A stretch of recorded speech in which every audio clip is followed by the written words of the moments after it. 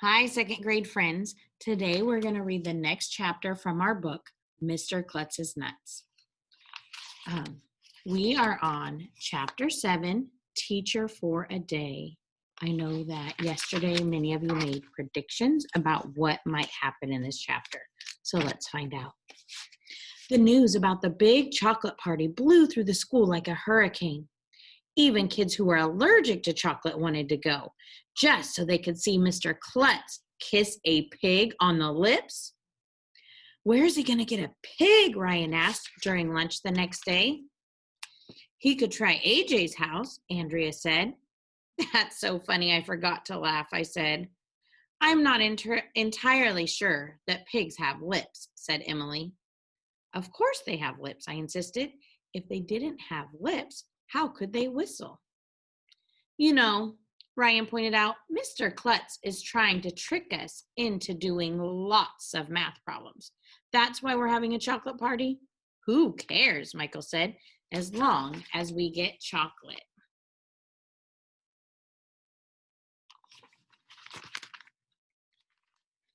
I think that only students who do math problems should be allowed to come to the chocolate party, said Andrea. Could you possibly be any more boring? I asked her. As it turned out, everybody was doing math problems. The whole school started doing math problems. Like crazy. Even Ryan. You would have thought Mr. Klutz was giving us gold and diamonds instead of chocolate. I did math problems for 20 minutes last night, Ryan bragged while we were waiting for Miss Daisy after recess. Oh, yeah? Michael said. Well, I did math problems for 40 minutes last night. 40 is twice as many as 20. See, I just did another math problem right there. Well, I did math problems for an hour last night, I said. That's 50 whole minutes. An hour is 60 minutes, dumbhead, Andrea told me. I was going to tell her that 60 Minutes was a TV show my parents watched, but Mr. Klutz suddenly burst into our classroom. He told us that Miss Daisy had a dentist appointment and we would have a substitute teacher for the rest of the afternoon. Mr. Klutz! We all gasped. You're not a teacher, I told him. I used to be a teacher, he said. I taught for many years before I became a principal. What did you teach? Ryan asked. Physics, he said. What's that? I asked. Is that like phys ed? Asked Michael. Mr. Klutz, do you know that this is second grade? Andrea pointed out. Physics is something high school students study. Poppycock, said Mr. Klutz. You're never too young to learn something new. You may find you're smarter than you think. Well, if you say so. Physics is the study of motion and energy and force, he said. For example, if I take a blackboard eraser in one hand and a book in the other hand and I drop them at the same time, which one will hit the floor first? The eraser, I said. It's smaller and lighter, so it will fall faster. Just like small light kids run faster than big heavy kids? No. The book will hit the floor first, insisted Ryan. Bigger and heavier things build up more speed than little things. I think they'll both hit the floor at the same time, said Andrea. Let's do a test, said Mr. Klutz. He put the eraser in his left hand and a paperback book in his right hand.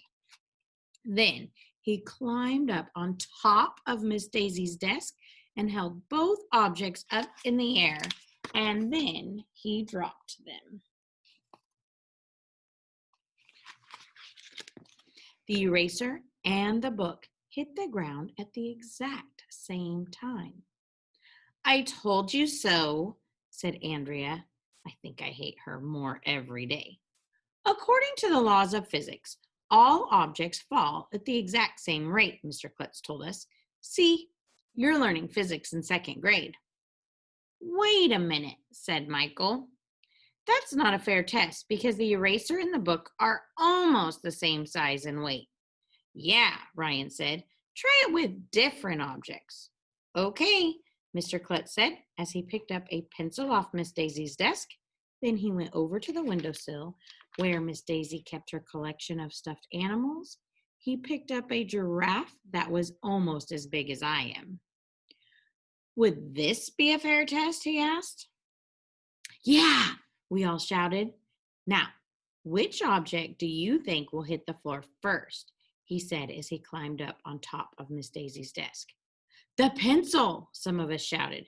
The giraffe, other kids yelled. I think they will both hit the floor at the same instant, said Andrea. Okay, let's do the test, said Mr. Klutz. As he raised both arms in the air, Mr. Klutz put his foot on a crayon that was sitting on Miss Daisy's desk. It rolled a little. His foot slipped. He wobbled for a moment, trying to keep his balance. Then he pitched head first off the desk. Watch out! Crash! When he hit the floor, the pencil and the giraffe went flying, and Mr. Klutz's arms and legs went in different directions. It was just about the funniest thing that had ever happened in the history of the world. You should have been there. We all ran over to see if Mr. Klutz was okay. He was holding his leg and moaning.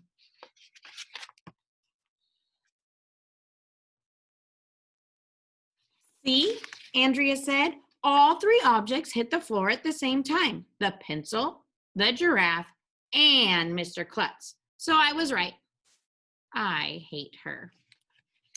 All right, next week we will hear Chapter 8, Mr. Klutz Puckers Up. So make sure you check Google Classroom next week for our next chapter.